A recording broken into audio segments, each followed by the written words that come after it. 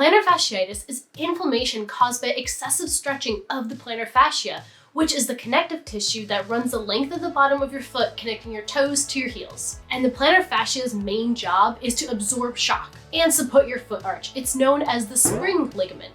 The plantar fascia plays a crucial role in helping your foot transition into the propulsion or the push-off phase of your gait cycle. So if you're one of those unfortunate runners or athletes who's struggling with plantar fasciitis, you're most likely gonna feel that pain in your heel, and it's most likely that pain is going to occur in the mornings when you're first waking up and stepping out of bed, or after a really long day spent on your feet. Coach Morgan here to help you figure out where that plantar fasciitis came from and give you a few ways that you can help get over that pain and prevent it from coming back in the future. So what causes plantar fasciitis? Well, a drastic increase in your weekly mileage, weak or tight calves, which is causing your foot to work harder to flex, especially during walking, running, or prolonged standing. An unstable foot or any instability of the connect chain, like your knees or your hips, is going to add to additional stress on that plantar fascia. But before we get to that, I want to give a shout out to Superfeet for sponsoring this video. Later on, I'm going to tell you how Superfeet insoles can help prevent plantar fasciitis and get runners back to doing what they love. So let's get into that video so you can learn all about how to make your feet super happy. So let's first talk about some preventative exercises that you can do for your calf and your feet to make them strong and stable and able to handle that repetitive intensity on those lower muscles in your body. So the first exercise we have up is calf raises. Now I'm going to show you two different ways that you can make this a little bit easier and a little bit harder. But when we want to get set up into this position, we want to make sure we're rolling those shoulders back, staying up nice and tall. The tendency is for always when we're doing something with our feet is to look down at our feet. We're very concentrated down there, but we want to make sure that we are nice and lined all the way up through our chain. So I'm going to roll my shoulders back here, rolling back. I'm going to keep my core on nice and tight here. And what I'm going to do is I'm going to feel the weight kind of in my heels, and then I'm going to roll all the way up and push off up onto my toes and come down nice and slow and controlled here. So I'm rolling all the way up through. I don't want to just go up to my tippy toes and then drop back down to my heels, right? This is about going through that full range of motion through those feet here. So rolling up, pushing all the way up onto the tippy toes and rolling back down nice and controlled. You can do this 30 seconds on, 10 to 15 seconds off, kind of shake your feet out in between. If this is the first time you've done anything like this, I really always highly suggest a warm up before, just because our feet can get a little stiff. So if it's a light jog, maybe just some jumping jacks, running in place just to get those feet warmed up. You can put on shoes as well too for the first time, just to give that foot a little bit more stability. But if you really want to get deeper into those feet, I suggest taking your shoes off like I've got here. It gives me just like that little bit of extra roll through the foot there. You can do 3 to 4 rounds of these calf raises and add them in 3 to 4 times a week, right? They're not going to leave you sore and feeling super achy. I like to do these while I'm doing the dishes, brushing my teeth, things like that. Add it in, make it feel easy. The other thing that you can do to make this a little bit harder is I'm going to go to a single leg version of this. So right now I have more weight on each foot here, so it's a little bit trickier. If you need to back up and use something like the wall to kind of stabilize yourself first until you kind of get the hang of it, and then you can bring your hand away.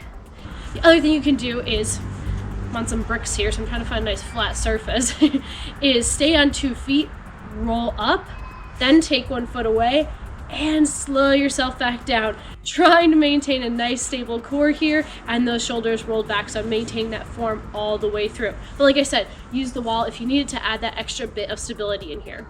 For the next exercise, as you can see, I took my shoe off just to get a little bit more movement in my toes there. You can do that for the calf raises, but if you're not really confident with them, leave your shoes on for just a little extra protection. You're also going to need a band or a towel, something like that, just something that flexes and has a little bit of give. We're going to be doing toe extensions here. So what I'm going to do is wrap this band right around the top of my toe. I'm going to flex it forward. I'm going to feel that stretch all the way in through the calf. And I'm going to push my toe out to that full extension there. Once again, nice, slow, controlled back. Pushing that out and controlling in.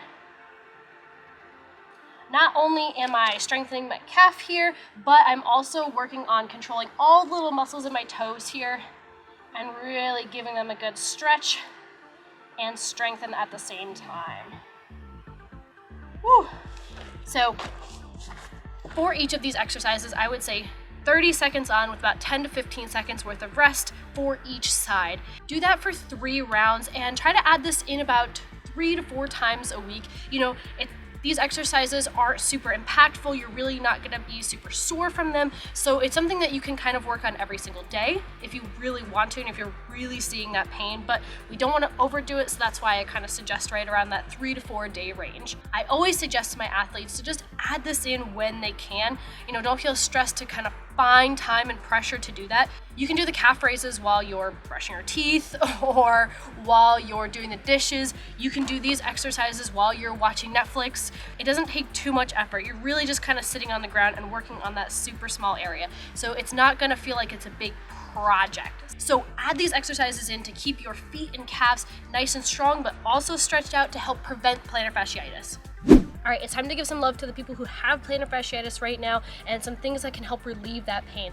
A lot of the time, tight calves is an area that's going to pull on that plantar fascia and make that pain worse. So here's a great way to loosen them up. I have my roller here, but you can use anything like a broomstick because we do call this broomstick bash. So what I'm gonna do, you'll lose me here for a second, but focus on my calves. I'm gonna take this stick here, I'm gonna put it down, I'm gonna start all the way at the bottom, and I'm gonna sit back on it. And I'm going to go side to side, really digging right in there, right on top of the heel, and I'll kind of move it up and down. I'm gonna slowly kind of go inch by inch, doing the same motion all the way up through when I get to the top of my calves. If you want, you can use that pressure and really breathe back and sit on your calves, trying to relax into it, really helping to break up any tissue in there that's got any knots. Ooh, that one's a burner once it gets up there. But yeah, going through and just going inch by inch here.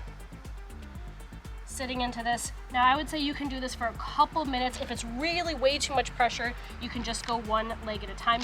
But I like rolling my calves that way rather than coming out here and doing it because it feels like a lot of effort. I feel like I'm really having to struggle to push into my calves, where this just feels like I can just kind of sit back on it, relax, and just have it add a little bit of pressure, and I'm not as tense up in my shoulders. So do that for 5-7 minutes, as long as it takes you to kind of work your way up, stopping at any place on your calf that has a little bit extra tension in there and that's a little bit more tender. You can always hit those tender points a little bit later if you need to do extra work on those calves. Okay, for this one, we're gonna be using our band again or our towel. What I'm gonna do is just lay it on the ground here, and you're gonna lose me, but I've taken my sock off. I got my bare feet here. What I'm gonna do is gonna put my foot right at the end of the towel here, and I'm going to grab my toe and scrunch it and pull that towel towards me. Really work on gripping the ground here. This is helping to strengthen all my toes there, really stretch them out. Just keep gripping that towel and pulling it until you can get all the way through. You can work on that for about 30 seconds or so on each side, but this is really helping to work on flexing and extending just the toes in here. And a lot of time we really forget to work on strengthening our feet and our toes. So this is a really good opportunity to do that, which is going to make a big difference in that overall pain. Now for me, sometimes if I'm doing this for a little too long, my arch will start to cramp up, and that tells me a couple of things. One, I probably needed to warm up before I did that exercise, so going for a light jog, maybe even just some jumping jacks or a little bit of extra stretching on my feet. Or generally, actually what it's telling me is that whenever you cramp up, I'm probably a little low on water for the day, so I make sure to do a little warm up, grab a glass of water, and continue to do that. And I just kind of work on massaging out the inside of my arch here. So those are really just a few exercises that we have. You know, there's tons of different ones out there. Actually, in our app, we have an entire library full of exercises that can help with plantar fasciitis. If you want to check it out, the link is down in the description below. There's an entire program called the Injury Prevention Series where you can specifically look for plantar fasciitis and find out all the best exercise and mobility routines to get you back on track. So how can Superfeet insoles help? Well, their insoles, as you can see here, have a 3D contoured design, which helps stabilizes the foot and releases some of the stress and pressure on the plantar fascia. This structured heel cup, as you can see here, helps to position your foot to help reduce the effect of impact forces. So the insoles are going to help redistribute the load and the shock and all that absorption throughout the entire foot rather than just on that painful heel point. This is going to allow for faster healing, and it's going to prevent the issue from even happening in the first place. I really only talked about a few different strength and mobility exercises that you can do for your feet and calves to really improve that overall foot health. So if you're looking for more, go ahead and check out this video I have coming up next, all about making your feet happy and healthy so that you can continue to run pain-free and prevent those injuries from even occurring in the first place. So go ahead and check that out. I will maybe see you guys in the app, and if not, I'll see you guys here on YouTube.